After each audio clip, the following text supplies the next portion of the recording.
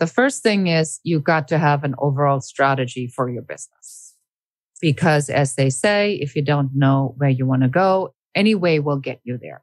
So you want to have, this piece in place, and it should be very much what we just talked about, aligned with your philosophy. There's a lot of people that think they're the slave to their business and that the business just does what it does and you're along for the ride. You are in charge of the business by designing the strategy. And the strategy needs to incorporate all these pieces that you want to have in place to have a life.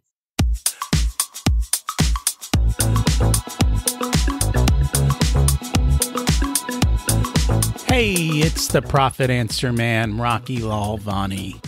If you're new to the podcast, check out my interview with Mike Michalowicz. It's episode number 2. If you want to hear about each chapter in the Profit First book, go back and listen to episodes 3 through 13.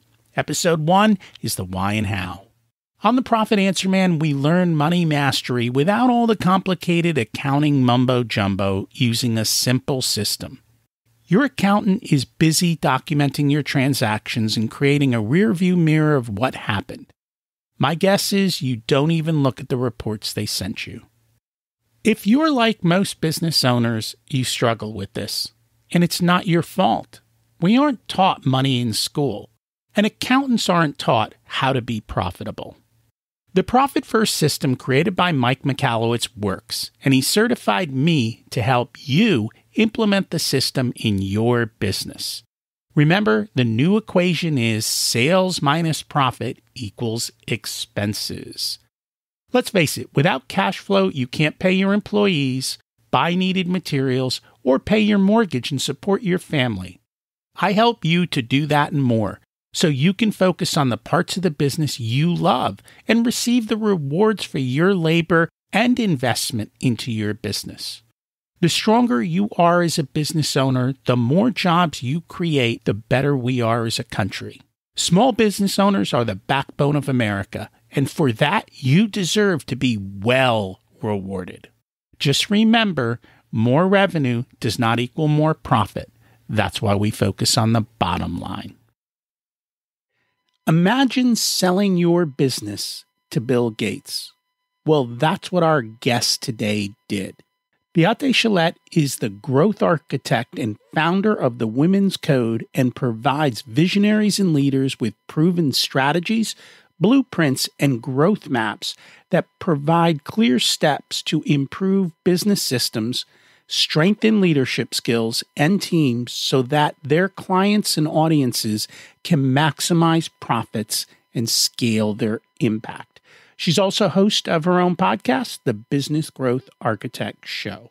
She's going to share how to create strategies and systems to grow your business and how to think through it all. Let's meet our guest. Welcome to the Profit Answer Man, Beate Chelette. It's great to have you join us today. Rocky, I'm so excited. We get to talk about profits. My favorite subject. Before we do that, let's chat a little bit. Can you share a little bit about yourself and your business?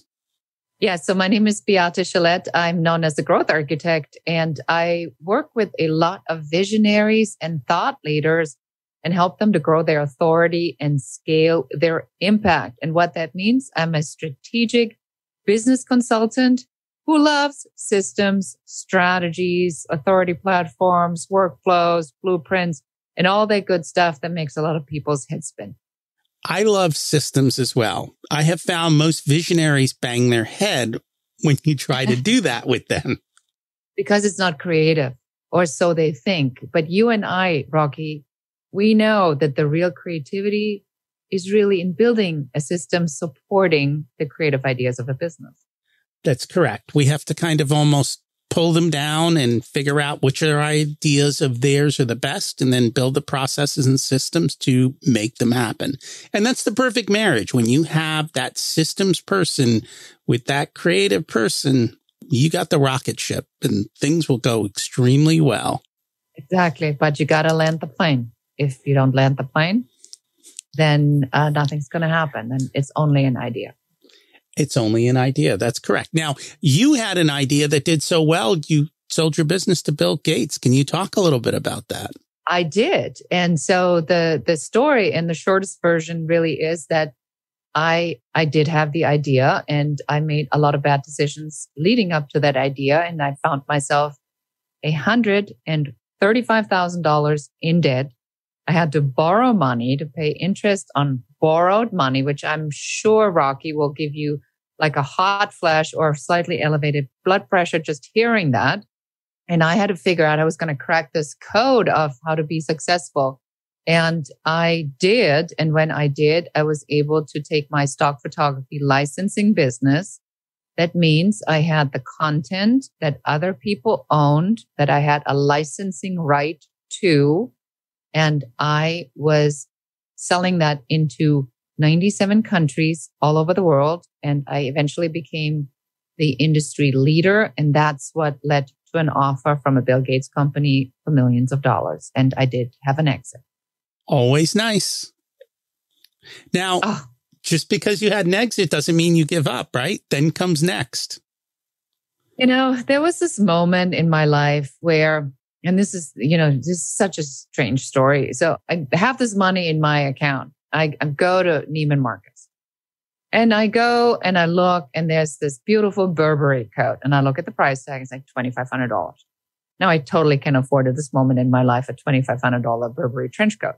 My daughter goes and she's like, "Oh, Mom, look at this t-shirt. And it was like $250. So I looked at that t-shirt for $250. I looked at the Burberry trench coat for $2,500. And I said, I didn't need it then. I don't need it now. This is just not what makes my heart beat a step faster. It just doesn't. And so I took the Burberry coat, put it back. I took the t-shirt, put it back, and I left, and I bought nothing. And then I thought, if this is not it, what could it be? And that is what my other podcast is entirely about. Beyond the money, because the money itself isn't going to make you happy, and it's not going to make you satisfied. It's one part of it. And it's funny. I know many people who've sold their business for large amounts of money. And it's funny because at the end of the day, all they're doing is watching the bank account. When is the money getting wired in? And then it's a big letdown. It's like, that's it. It's over. Now what? Yeah, there certainly is something like that. I mean, when the money does come in, you have this moment where you go, wow, this is crazy. And my thoughts in my head were, I can get my daughter into any college I want. And so I called my daughter and I said, hey, you're the first call now that the money's in the bank. You can study anywhere in the world, anything that you want. And I'll throw in an extra year for you. And my daughter said, whatever, Mom. I don't think that's what she was looking for. The car, maybe, but not the college tuition. Yeah, something like that. Only to thank me afterward, because when she realized that a lot of people have a lot of college debt, and then they spend the rest of their lives trying to figure out how to pay that off. And she literally walked away with no debt whatsoever. It's like, now I get it. But it probably was about a 10-year turnaround time there. That's a long turnaround. So what's the best and fastest way to grow our authority so that we can make these big exits and be super profitable? Yes. So I'm really glad we're talking about this, because this is not often talked about. So the authority building idea is about becoming an industry expert. Now, I want to be clear on the differentiation. It doesn't mean celebrity status, and it doesn't mean being an influencer. If you want to be an influencer or a celebrity, that's a different beast. We're talking about authority for regular people like you and I that are what we call talking heads, meaning we are having an idea and we want to promote this idea and we want to bring this idea out in the world. Now, there are very few talking heads that ever go viral. Your cat will be if you want to make your cat famous, but very few times can you build authority around your pets doing funny things. So once that's out and you're liberated to look at social media or at authority platform building really from a very discriminatory perspective of what do I need to do to get the word about myself and my status as an expert in this industry out to more people. Now we're starting to build the authority platform. We are on a podcast. Podcasting is an authority platform building tool, either as a host or as a guest. You can also do executive roundtables on LinkedIn. You can do Instagram. You can do TikTok. You can do Facebook. So you can do YouTube. So there's a lot of different platforms available to you that you can choose to build your authority on. For B2B sales, which are the best platforms? Instagram, podcast, LinkedIn. And for B2C? Facebook, probably increasingly now TikTok and YouTube. And I know everyone's talking about TikTok at the moment. I feel like its user base is very young, and I could be wrong. Is that not the case? I'm not on TikTok. I've made a conscious choice that we don't believe that our clients are on TikTok. And as much as I like looking goofy and dancing and doing these kinds of things, I don't know if that's where I want to be. There's only this much you can do. So you have to pick the platform that you are comfortable with, and that goes and ties in with your temperament, your personality type. So if you are this bubbly, energetic person that does really well on these shorts, then, TikTok might be amazing for you. For some reason, I just don't feel this is my avenue. I focus on the things that I know I'm good at. And that kind of dives into the next question is, as you're going to use these different platforms, it seems like it makes sense to find the one that fits your personality and that the way you like to do things. And also is because each of these platforms, including Twitter, which we didn't talk about, they have their own flavor and their own way of doing things. And people have their certain expectations about each of these platforms. Clearly, if you're on TikTok, you're dancing and singing. Whereas if you're on LinkedIn, you're not doing that. You're not. Please don't. Yes. So it's, I think, thinking about the way you want to do business and matching it to your personality. I'd love to hear your thoughts on that. Yeah. I mean, I'm a certified Myers-Briggs practitioner. And what that means is that I am administering an assessment called Myers-Briggs, and it helps you to understand about the different personality types. So if I drill it down to, just something very basic, Rocky, that everybody can understand, that your audience can hopefully relate to, there's 4 things that in these personality types that make people make buying decisions. So there's a spontaneous type who is it fun? Let's do this together. There is a competitive type that wants to know, how am I going to win? There is a humanistic type, says, is it for the greater good of everybody? And there's the logical, methodical person that says, does it make sense? So when you go out and you look at yourself and your personality type, you want to pick a medium that is very closely aligned with your natural innate ability. I'm a spontaneous type. So for me, podcasting and video, YouTube works really well because I can make stuff up really quickly. Somebody who doesn't have that ability, that needs that completely scripted piece, probably can do video, but it needs to be scripted. My videos are never scripted or very rarely scripted, except it's a sales video. And they might be better in writing blogs, which I know is your favorite thing in the world. And why don't you tell us a little bit about your personality type in a blog so we can even put it in more relationship to the audience? When I first started my other website, that's what they said, create content. And literally, it was so bad I was paying people to write my blog posts because it was just too difficult for me. Now, the world has changed, and Grammarly has definitely helped me get my points across easier. But honestly, my biggest aha moment was when I was talking with somebody and he said, when I write a blog post, I spend 1 hour writing the blog post and 9 hours editing it. Okay. I can tell you this. I spend 30 minutes writing a blog post and I don't know what the word edit means, which means it's incoherent. But getting on a podcast and being able to ask questions and do this vocally, hands down, it's the easiest thing in the world for me. So when I switched over and started the podcast, content just started flowing consistently without question. I mean, I've been on, between my own and others, over 700 episodes. And let's talk about here now on your question on how do you build your authority on a platform. Well, that's how you build the authority, because when you are on a podcast, either as a host or a guest, you have a lot of inbound links from high quality sites like Apple, Spotify, other people's websites that are linking to this episode. So now you're driving up your search engine optimization naturally.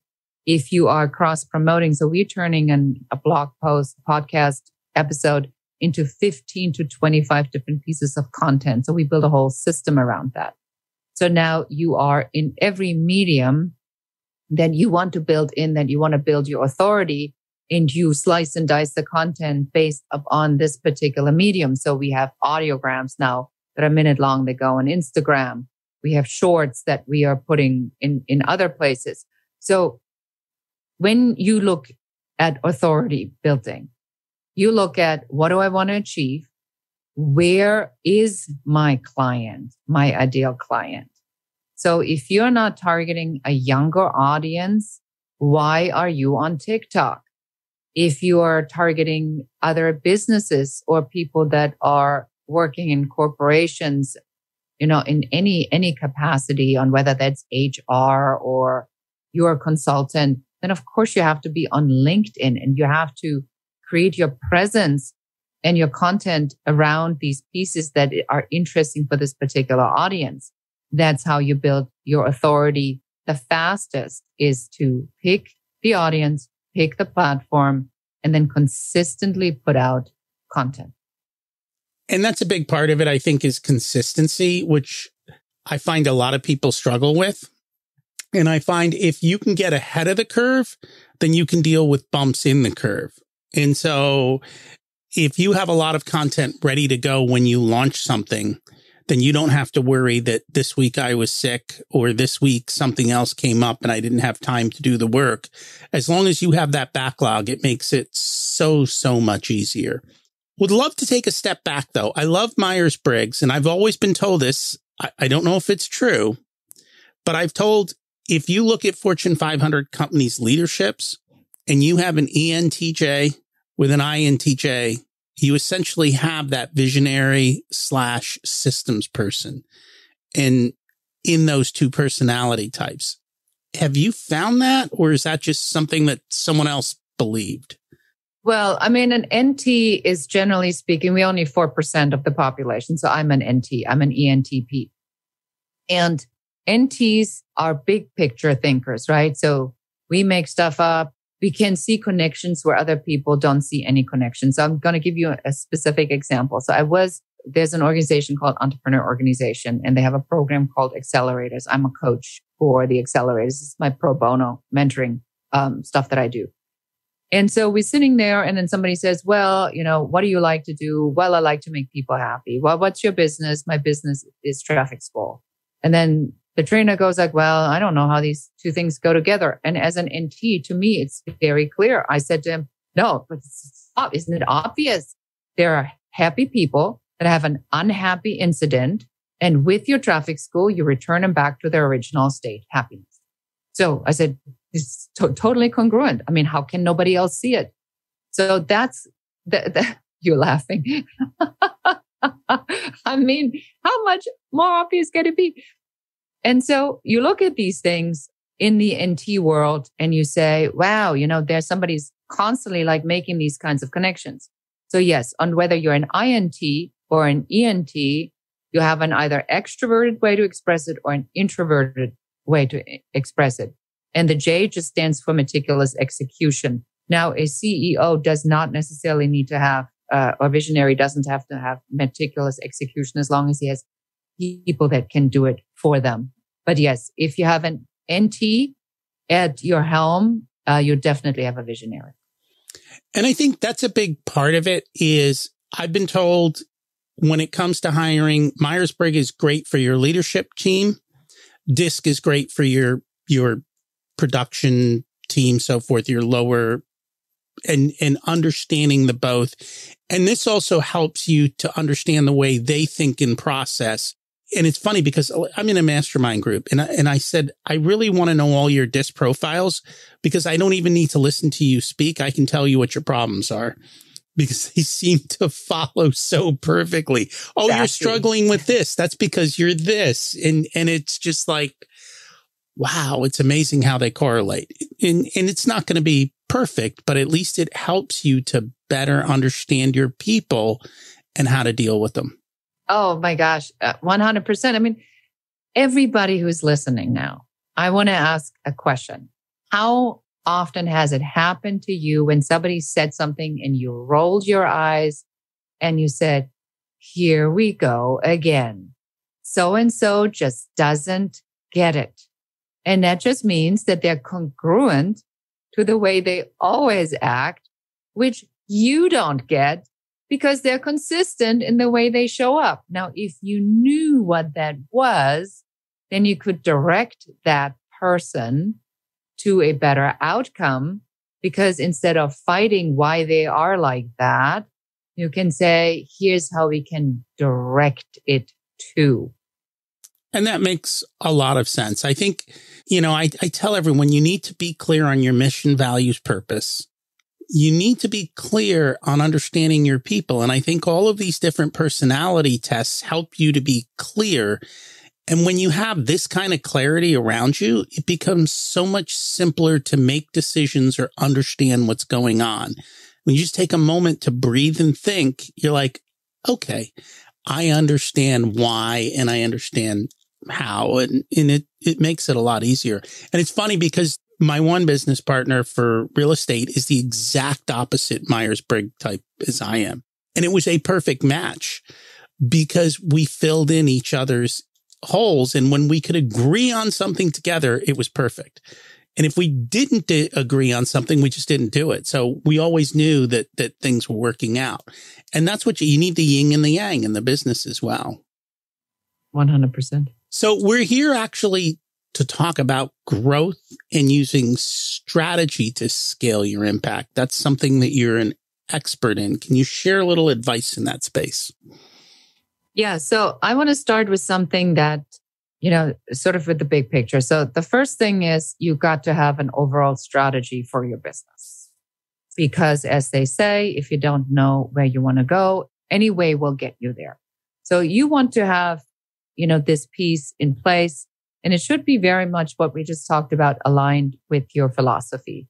There's a lot of people that think they're the slave to their business and that the business just does what it does and you're along for the ride. You are in charge of the business by designing the strategy. And the strategy needs to incorporate all these pieces that you want to have in place to have a life, right? Is it a laptop lifestyle? Is it a 4-day work week? Is it a I can work from all over the world? Is it I need a brick and mortar with 20 people, whatever that might be. So that's your overall strategy. Once you have the strategy, you slice it into the systems that are now helping you to create that strategy as a reality, right? So what supports it? I was just speaking to someone who is a restaurant consultant. And I thought she had a great example. So she said, she's working with a bakery, like one of the oldest bakeries in Los Angeles. And she says, and they do everything by hand, which is great for marketing, but they still roll out the dough for the pie by hand. And they still scoop in the filling to the pie by hand. And so she says, well, we can't scale that. But what we can scale is that we get a machine that rolls the dough, and we get a machine that scoops in the servings. So it's always consistent. And so your systems are very much like that. Where do you need that scoop of filling be put in consistently. So we're building these systems. What I have found, and this is probably my biggest differentiation factor from everyone, is most people, when they're building these strategies, let's say it's a consulting company, and then we look at the systems and they go, well, I do coaching, I do consulting, I work with individuals, I work with 6-figure businesses, I work with 7-figure businesses, I work with large corporations. Sometimes I help them with the leadership. Sometimes I help them with the business plan. Sometimes I help them with this. And by this time, you're 5 minutes in the conversation, everybody goes like, dude, what do you even do? I mean, do you do everything? And so that's when I come in and I look at all of these things and I say, it makes perfect sense to me. Here's the umbrella. The umbrella is, like in my case, a business growth architect. So we give you all the pieces that you need to build the blueprint so that you can build the structure for your house. I don't care if you paint the walls blue or green. I don't care if you have high-end appliances or not, but I will help you build the structure. And so when you have a system, it means that you have a proprietary method of doing business that has its own language, often its own graphic symbol, and it has its own diagnostic on how you help people to figure out where in this journey they are so that you can help people on different entry points with different ideas and you can help more people. How many people take the time to think through all of that? Everybody comes to me because they'll double and triple their numbers in no time. This is the difference between the rambling, incohesive, I'm a business consultant, to saying I'm the growth architect and I design structures for visionaries and thought leaders to help them scale their impact and grow their authority. It depends on where somebody wants to be. Now, I understand when they come to you, they do this, but how many people who don't come to you do this? I am so sorry for all of you. Yeah, I see this all the time. It breaks my heart. It really breaks my heart because you see so much talent and it's all there, but then they don't want to do the work and put it together because they're afraid that they'll then have to commit to something specifically and they rather be vague and they don't want to let somebody go. And it's like, well, so what you're saying is then I can't serve everybody anymore. That's exactly what that means. Yeah, but what if? Well, you're going to have to make a decision on what your zone of genius is, your superpower, where you want to be. And sometimes it's the elevation factor that takes you from the masses to that next level of expertise. And I don't know, Rocky, if you're seeing this in your business, but I see this in the entire consulting space. So many people quit their corporate jobs. They took 20-hour coaching certificates that they now have successfully completed. They're all out with their shingle. They're now all coaches and consultants. And how are you going to compete with the tens of thousands of people that have just left corporate and gone into consulting? You have to have a niche. You have to be unique. You have to be able to tell your story. I find most of those coaching and consulting certificates to be relatively useless. Useless? I know a lot of people say, and see, this is where it happens because a lot of people say, I can't do this without a certificate or without a stamp of approval. And I'm like, nobody even asked me where I graduated college or what my MB, what my grade point was. Or people don't care. People care about one simple thing. I have this problem. Can you help me fix it? And that's it. That's all they care about. Can you fix my problem? Can you do it quickly? And do I believe in you to do that? And is it financially viable? That's what they care about. Everything else is just silliness. And we get caught up in the silliness. Right. But, you and I, we paid our dues and we learned along the way. A lot of people are just at the beginning of the journey. And so it's easier to say, well, I got a certificate from some from institute nobody ever heard about. And it's amazing. And now I can call myself that. So, but that's a very American, actually not just American. I think that's a very Western philosophy. The more letters you have after your name, the more qualified you feel. Feelings. One of the things, and I know this is big, you talk about failing your way to success, and you've kind of almost talked about that, said, we've put the work in. What do you mean by that? So failing is something that we are in a society where we feel we are entitled to feel good all the time. And we equate feeling good with how well we do. But even if we do very poorly, we think that we're entitled to feel good. And so we come up with all these crazy scenarios to make us always feel good on whether we're taking pills or whether we are, go to addiction or whatever it is. But we try to avoid that feeling of failure at all costs because it makes us feel bad and we are entitled to feeling good. Now, if you are letting that go and you say that if I look at a toddler, right? A small child that just started to walk. So it takes its first step, it falls.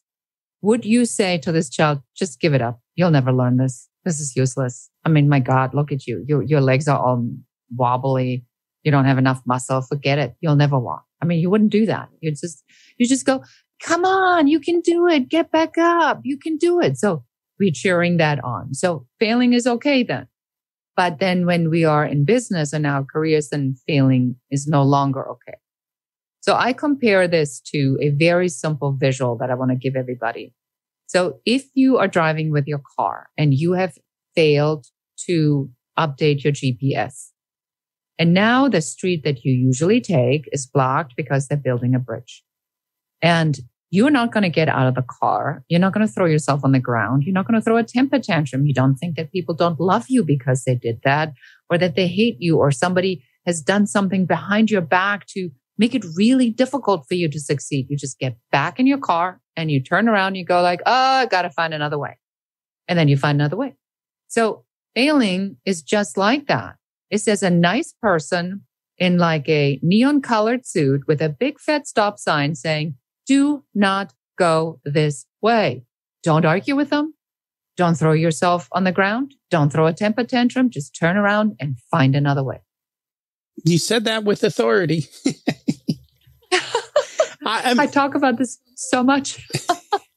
Well, and sometimes people just need to hear it, right? And they need to do it. And I think that's one of the biggest. So I won't work with clients who won't listen. Like that's number one. And honestly, there's a lot of business owners who want to do it their way, and that's fine. Do it your way. But if you're not coachable or if you're not willing to listen, then you're going to go off that bridge.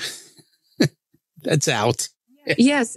You know what? And that sort of is the point. I think that a point that you're making that's really important to point out a little bit further is we are all good at certain things. And so when you hire somebody who can help you, you hire them for their expertise in a particular niche or in a particular area. You hire them so that you can listen to their advice. If you hire somebody so you can argue with them, call your mother. It's much cheaper because your mother's job is to protect you from ever failing. So she'll tell you most likely to never try anything or to not do this crazy investment because she doesn't want you to be hurt. Or when your family does that or has that job. You go to somebody who is an expert in their area. We do this every day, all day. It's all we do. We don't have secondary jobs where we then secretly, drive an Uber to make some extra money. This is our profession and we have a track record. And then listen to it because you're buying the shortcut, not an argument. And that's what it is. You are getting the shortcut. You're getting someone else's experience. You make it faster, quicker, and more achievable. And they know where the mistakes are. and where the bumps are. And I see that all the time because I get people who email me questions and they look at their profit first stuff. And I'm like, oh no, let me just fix this and send it right back to you. And it happens. It's just, to me, it's so natural because for me, I get it. But I've had to come to realize that not everybody gets it the way I do and with that expertise. And so that's what makes me valuable. And that's my niche. And I'm good with it now. Yeah, exactly. And while we are at this, may I just encourage all of your listeners right now to go to wherever they listen to the podcast. Give this wonderful man, Rocky, a 5-star rating, plus write him a nice little review. One thing you're taking away from this conversation, and please share this podcast with one other person. I appreciate that. Thank you for doing that. It's the world of podcasting is, we don't hear very often because we can't hear back through the podcast. And so that's a great way for people to say thank you. And I do appreciate that. If people would like to learn more about you and your programs, what's the best way for them to connect with you? Yes. So number one, I'm all over social media under Beate Chelette. I think there's only one of me out there or the Growth Architect. And I do encourage you very much, like what I just said about Rocky, is we live by these notes of feedback and always want to hear from our audience what you're taking away. So don't be shy. Do reach out. You can also check out my website at beatechelette.com or take the Business Growth Blocker quiz, which you find at growthblockerquiz.com. That's a quiz I designed so that in a couple minutes, you can figure out where your number one business growth blocker is so you can figure out what it is and what to do about it. And we'll put links to those in the show notes. Thank you so much for joining us today. Thank you so much for having me, Rocky. Most business owners fail to build the foundations for their business. It's not necessarily about delivering what you do, but it's about the why. It's about the big vision. And then making sure everyone's on board and rowing the same direction towards that vision, that the people you work with believe in what you do. We all try to skip these steps, and then it comes back to bite us. I hope you have some actionable takeaways to implement in your business to help you be more profitable with less work. Remember, you don't need more resources. You need to be more resourceful and focus on the bottom line. If you'd like for us to be a part of your profitability journey, we have different programs available ranging from do-it-yourself to one-on-one coaching. Our course, The Profit Blueprint, teaches you everything you need to know to transform your profitability. There are 3 different tiers ranging from DIY to done with you so that businesses of all sizes can get the support that's best. Join the waitlist in the show notes to get more information and be a part of the next cohort.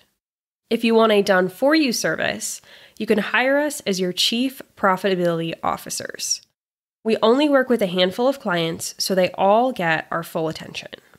We work with business owners who have or are growing to $500,000 to $10 million in revenue. You can use the scheduling link in the show notes to get on our calendar for a good fit conversation to see if we're the right people to support you and how we can help you. This episode of the Profit Answer Man podcast is brought to you by SMBpodcastnetwork.com. The network is a collection of podcasts and shows from around the internet which focus on bringing you interviews with amazing guests who share actionable advice, ideas, and information for small and medium-sized business owners and entrepreneurs. Visit www.smbpodcastnetwork.com to find more great shows and easily subscribe to be notified of new episodes. It's a great way to discover quality content. If you've discovered us via the network, then I hope you enjoy today's show and will consider subscribing directly so you never miss our episodes. Remember to check out my other podcast, Richer Soul, where we talk about how to live the ultimate life and be the best business owner you can be. As we close out, let's repeat the mantra. Revenue is vanity, profit is sanity, and cash is king. Have an abundant and profitable week.